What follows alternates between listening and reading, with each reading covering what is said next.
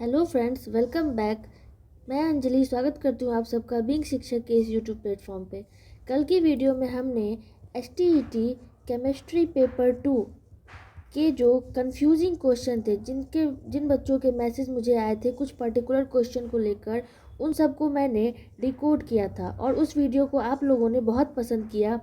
इसी कड़ी में आज की वीडियो में बहुत सारे स्टूडेंट ने मुझे बताया है कि आप एक मोस्ट कंफ्यूजिंग सीरीज़, जो मोस्ट कंफ्यूजिंग क्वेश्चन है एसटीईटी केमिस्ट्री पेपर 2 के, उसका एनालिसिस करें विथ प्रूफ, ताकि ऑब्जेक्शन करने में हमें आसानी हो।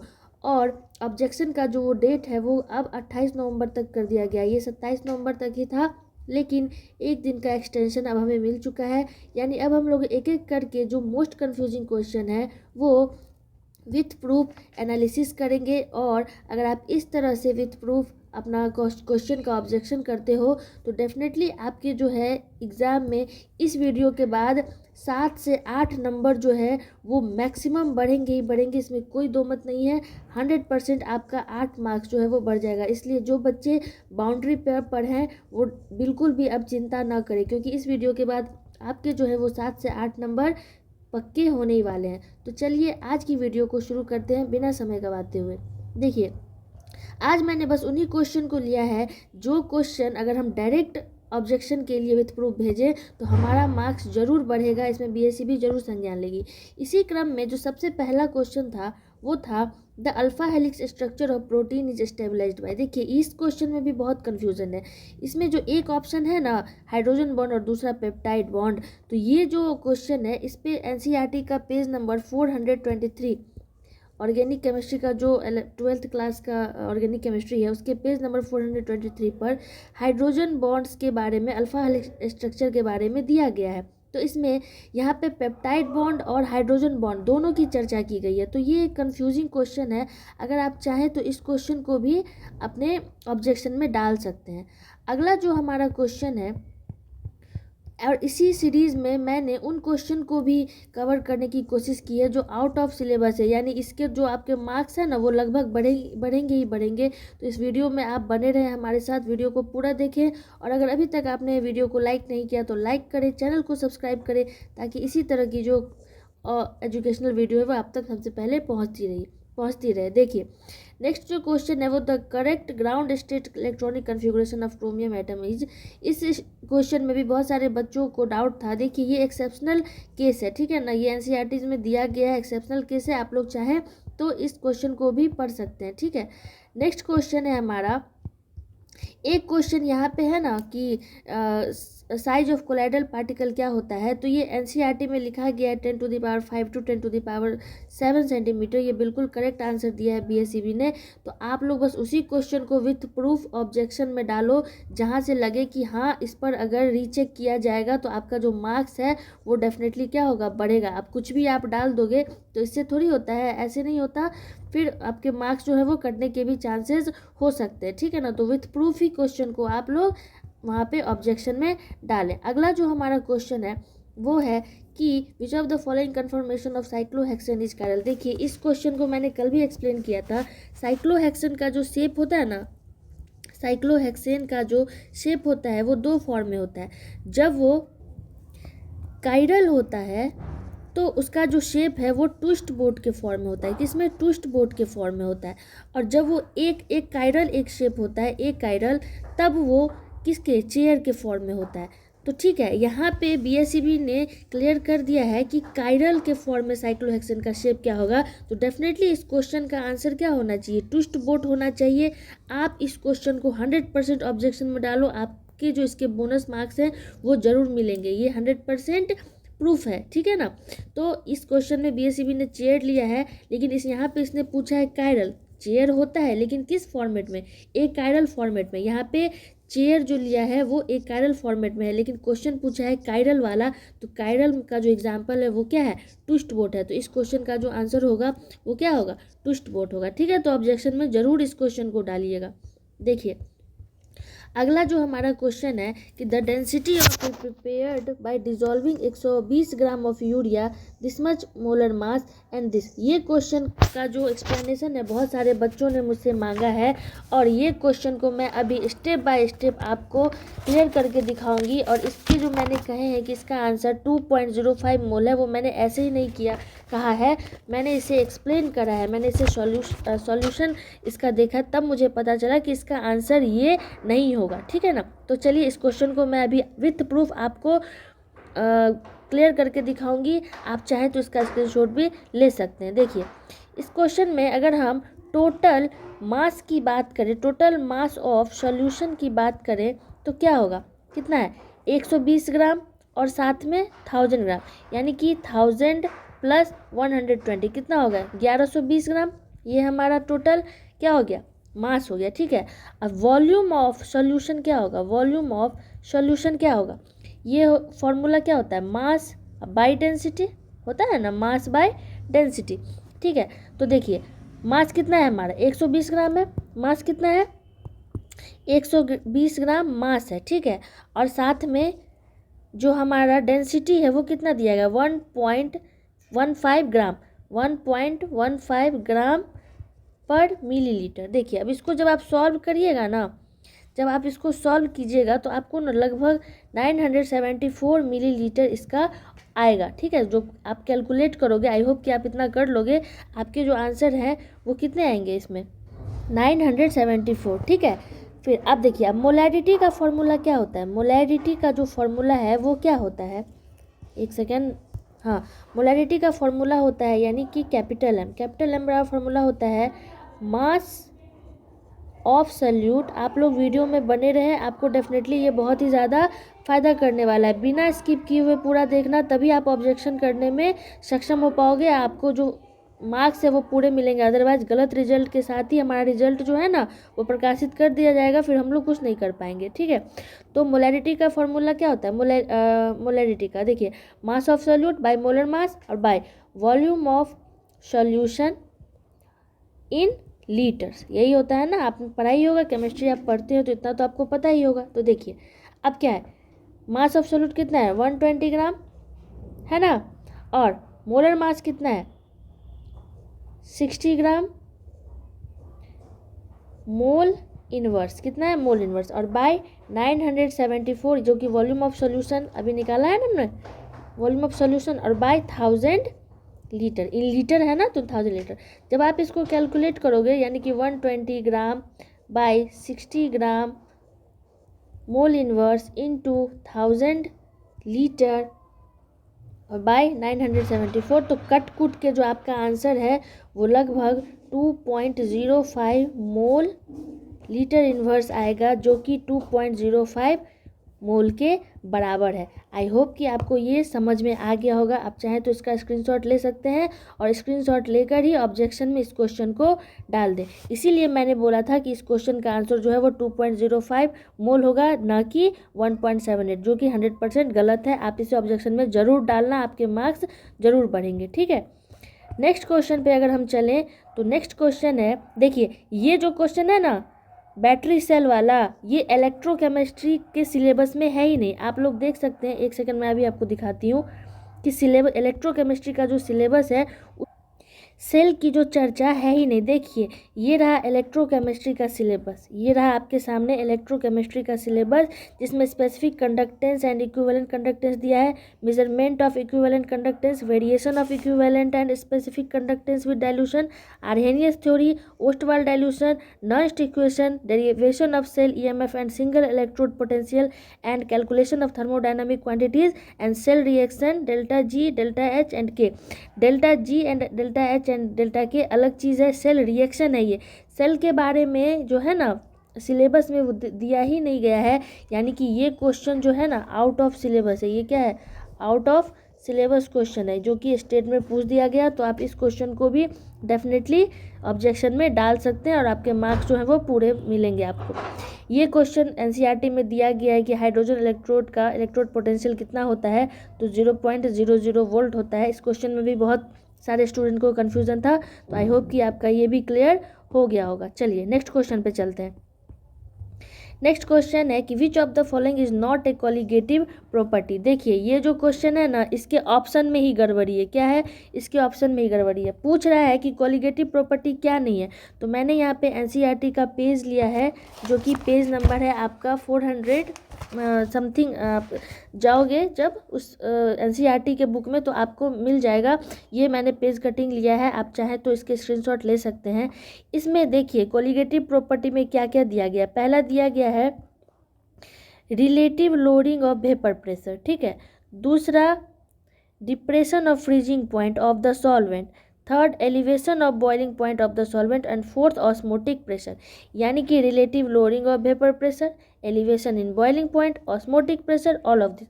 तो पूछ रहा है कि कौन कॉलिगेटिव प्रॉपर्टी नहीं है। तो कॉलिगेटिव प्रॉपर्टी तो ये भी है, ये भी है, ये भी है।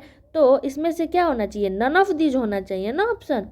या नहीं तो अगर इसी फॉर्मेट में, अगर इस फॉर्मेट में क्वेश्चन पूछा है तो नन ऑफ दीज होना चाहिए क्वेश्चन इसके ऑप्शन में। और नहीं तो अगर कॉलिगेटिव पूछ रहा है तो इसमें नॉट ना हो के क्या होना चाहिए? यहाँ पे ऑल ऑफ दीज होना चाहिए, तब ये ऑप्शन सही होता। तो आप इस क्वेश्चन को भी अपने उसमें डाल सकते हैं ऑब्जेक्शन में। डेफिनेटली आपके जो है मार्क्स 100% आपको मिलने वाले हैं। ये रहा आपका प्रूफ, आपके सामने है, ठीक है।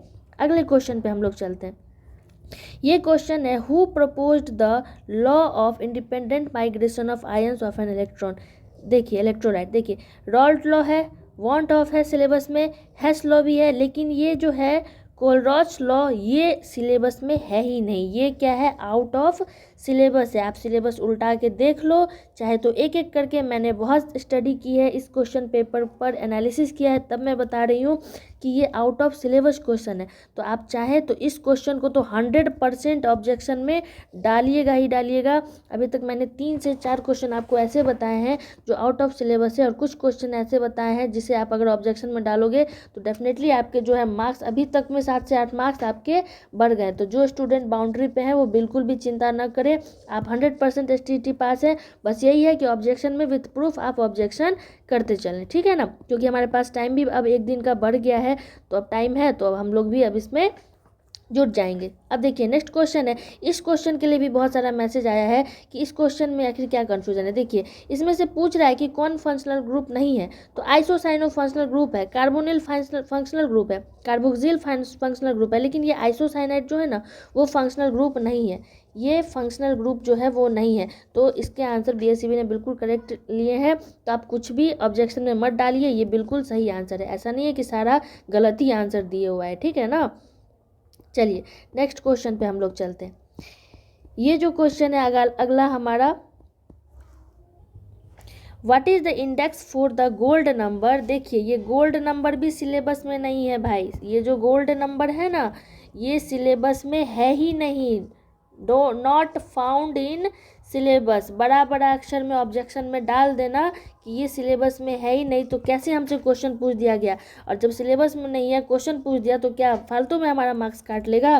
तो इस क्वेश्चन को भी आप लोग विथ प्रूफ डाल देना ऑब्जेक्शन में। जो जो मैं बोल रही हूँ ना कि ऑब्जेक्शन में डालना, मतलब उसको ऑब्जेक्शन में डालना ही डालना है, तभी आपके मार्क्स जो है वो बढ़ेंगे, ठीक है। नेक्स्ट क्वेश्चन है, देखिए फिर से आ गया सेल वाला क्वेश्चन। अब ये सेल वाला क्वेश्चन जो है वो आउट ऑफ सिलेबस है ना, आउट ऑफ सिलेबस है। तो आप इसे भी डाल दो आप इसे भी ऑब्जेक्शन में, विथ प्रूफ डालना, लेकिन ऐसे ही मत डालना। अब देखिए इस क्वेश्चन को लेके बहुत ज़्यादा कंफ्यूजन है कि the number of manganese ion in tetrahedral and octahedral site respectively Mn3OR। देखिए इस क्वेश्चन का जो ऑप्शन है बीएससीबी ने 2 Mn3+ एंड 1 Mn2+ है, जो कि 100% क्या है? गलत है। अब कैसे गलत है वो अभी मैं आपको प्रूफ करके दिखाती हूँ, ठीक है। अभी मैं आपको प्रूफ करके दिखाती हूँ। देखिए आपको पता है कि Mn3O4 जो है क्या है? एक मिक्स्ड ऑक्साइड है ना, मिक्स्ड ऑक्साइड है। आप लोग केमिस्ट्री पढ़ते हैं, आपको पता ही होगा। और ये क्या है? एक तरह से क्या है? एक स्पाइनल स्ट्रक्चर है ना, एक स्पाइनल स्ट्रक्चर है। आई होप कि आपको ये समझ में आया होगा। और स्पाइनल स्ट्रक्चर का स्पाइनल मतलब जो शेप के वो होते हैं, एलिमेंट्स होते हैं, कंपाउंड्स होते हैं, उसका जो वो शेप का फॉर्मेट होता है ना, वो स्ट्रक्चर होता है ना, वो क्या होता है? Ab2O4 इस फॉर्मेट में होता है, जहाँ A एंड B क्या है? मेटल्स है। क्या है? मेटल आयन से, है ना, मेटल आयन है। अब देखिए, अब अगर हम इसके Mn3O4 के ऑक्सीडेशन स्टेट की बात करें, ऑक्सीडेशन स्टेट की बात करें तो Mn3O4 में देखिए ये Mn3 है ना, यानी Mn और Mn 3 आयन आपको दिख रहे हैं, यानी कि 2 आयन और साथ में मतलब Mn2 प्लस और एक Mn3 प्लस कह सकते हैं ना हम लोग, अगर बांटते हैं अलग अलग तो, यानी कि टोटल कितने हैं, एक Mn2 प्लस और एक Mn प्लस, यानी टोटल 3 हो गए, Mn2 प्लस और एक Mn प्लस। आप लोग ध्यान से देखते चलिएगा, ठीक है, मतलब Mn2 प्लस और एक Mn3 प्लस। आई होप कि आपको समझ में आ रहा होगा। हो गया ना, तो 3 हो गए, यानी कि टोटल कितने हो गए, 3 आयंस हो गए। टोटल कितने हो गए, टोटल 3 आयंस हो गए, होगा ना। आप लोग स्क्रीनशॉट भी लेते चलना। अब देखिए, नॉर्मल स्पाइनल स्ट्रक्चर में क्या होता है ना कि Mn2 प्लस जो है वो, मतलब Mn2 प्लस आयन जो है वो, Mn2 प्लस आयन जो है वो टेट्राहेड्रल शेप का होता है, टेट्राहेड्रल शेप का होता है, ठीक है। जबकि ये मतलब अर्थात ये टेट्राहेड्रल शेप जो है वो क्या है, ऑक्यूपाई करता है ना, ऑक्यूपाई करता है, ठीक। नेक्स्ट जो है Mn3 प्लस, ये ऑक्टाहेड्रल शेप ऑक्यूपाई करेगा ना। इसीलिए हमारा जो क्वेश्चन पूछा है कि टेट्राहेड्रल एंड ऑक्टाहेड्रल साइड में Mn3 का क्या होगा, तो एक आयन जो है वो 2 प्लस में जाएगा जो कि टेट्राहेड्रल का फॉर्मेट है, और एक आयन जो है वो ऑक्टाहेड्रल शेप में जाएगा, ठीक है ना। मतलब Mn2 प्लस जो है वो टेट्राहेड्रल में जाएगा और Mn3 प्लस जो है वो ऑक्टाहेड्रल साइड में जाएगा। इसीलिए इस क्वेश्चन का जो आंसर है वो हो जाएगा आपका Mn2 प्लस, मतलब 1 Mn2 plus and 2 Mn3 plus. और जबकि BSEB ने इस क्वेश्चन का आंसर जो टिक करा है वो क्या टिक करा है वो आप सबके सामने ही है, देख सकते हैं आप लोग। इस क्वेश्चन का आंसर टिक करा है 2 Mn3 प्लस, तो इस क्वेश्चन का आंसर होगा Mn2 plus and 2 Mn3 plus. I hope कि जिन बच्चों को कन्फ्यूज़न था इस क्वेश्चन में वो अब क्लियर हो गया होगा। मैंने विथ प्रूफ एक्सप्लेन करके आपको दिखा दिया। अब आप ऑब्जेक्शन में इसे डाल दो, मतलब अपने एक नंबर जो है वो पक्के कर लो, ठीक है ना। चलिए नेक्स्ट क्वेश्चन पे हम लोग चलते हैं।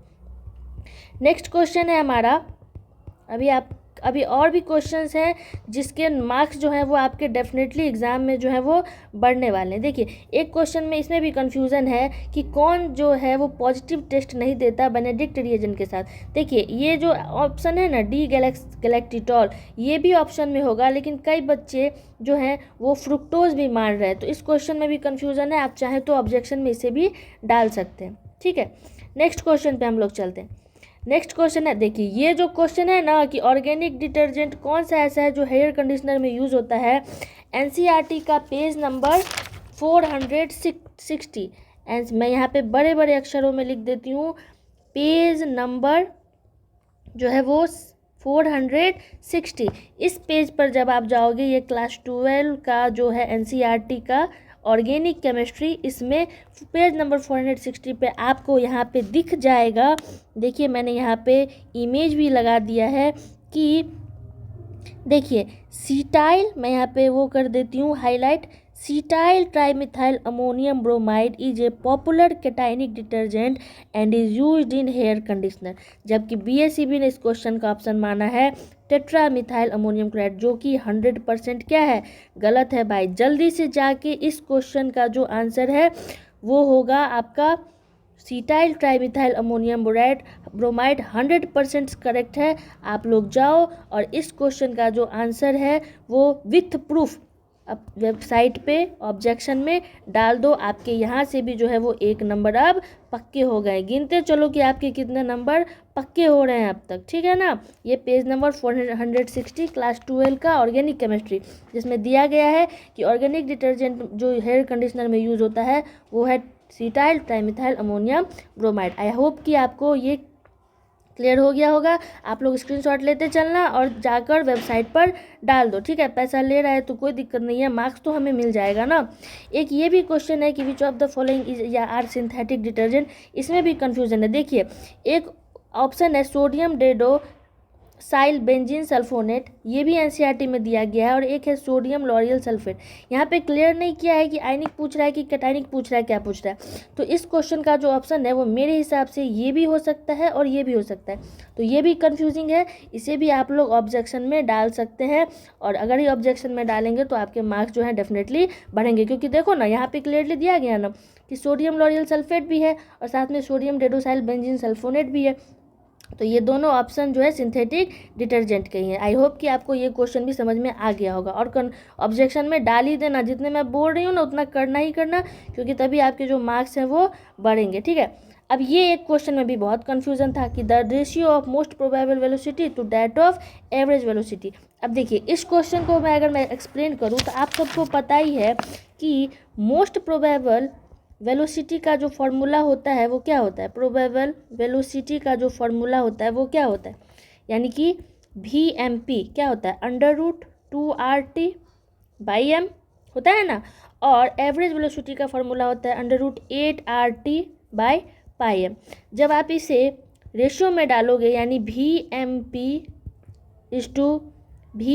एवरेज करोगे, यानी VMP/V एवरेज जब करोगे तो आप यही लिखोगे ना कि √2RT/m √8RT/m करोगे ना। रूट से रूट कटेगा कि नहीं कटेगा? अरे भाई रूट से रूट का ही कटेगा, जो इसके कॉमन टर्म्स है वो काटो। देखो RT से RT गया,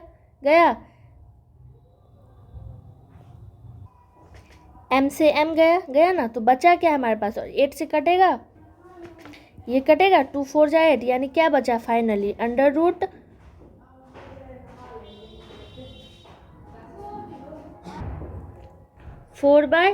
बचा ना फाइनली। तो जब इसके बाहर निकालोगे, एक सेकेंड मैं जरा इसे क्या, देखिए क्या होगा ना,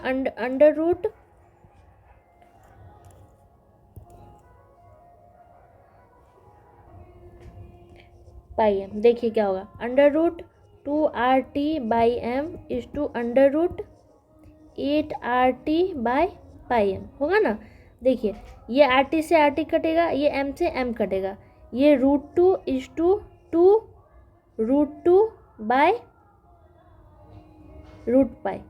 होगा ना, मतलब पाई। देखिए √2 से √2 गया। एक सेकेंड, अगर हम इसे ऐसे ही रहने दें, मतलब कि √2 √8/π के फॉर्मेट में नहीं रहने दें, और जब इसके वैल्यू कैलकुलेट करोगे ना तो आपको आएगा 0.009 समथिंग, ठीक है। तो इसीलिए BSCB ने इस क्वेश्चन का आंसर लिया है 1.12 समथिंग। तो मेरे हिसाब से जो इसका आंसर है वो होगा 0.009। आप लोग देख लेना कि कैलकुलेशन करके आपको कितना आ रहा है। तो अगर इस क्वेश्चन को भी डालोगे ऑब्जेक्शन में तो आई होप कि इसके नंबर भी आपके बढ़ जाएं, ठीक है ना। हो गया। अभी यही जो क्वेश्चन थे आपके मोस्ट कन्फ्यूजिंग सीरीज, यानी कि मोस्ट कन्फ्यूजिंग क्वेश्चन जो थे आपके STET केमिस्ट्री पेपर 2 के लिए जो पूछा गया है, और उसके जो आंसर्स दिए गए हैं BSCB के द्वारा, और हमारे तरफ से क्या आंसर है, कंफ्यूजिंग क्या था, जो बहुत सारे बच्चों ने जब मैसेज किया तो मैंने इसका एनालिसिस किया। इसमें बस वही क्वेश्चन है जो कि मोस्ट कंफ्यूजिंग है, और अगर आप ऑब्जेक्शन में डालोगे तो विथ प्रूफ मैंने इससे क्लियर कर दिया है। आई होप कि आपको ये वीडियो अच्छी लगी होगी। वीडियो अच्छी लगी तो वीडियो को लाइक करें, केमिस्ट्री वाले स्टूडेंट के साथ ज़्यादा से ज़्यादा शेयर करें, और चैनल को सब्सक्राइब करना बिल्कुल ना भूलें, ताकि इसी तरह की एजुकेशनल अपडेट्स जो है वो आप तक सबसे पहले पहुँचती रहे। धन्यवाद।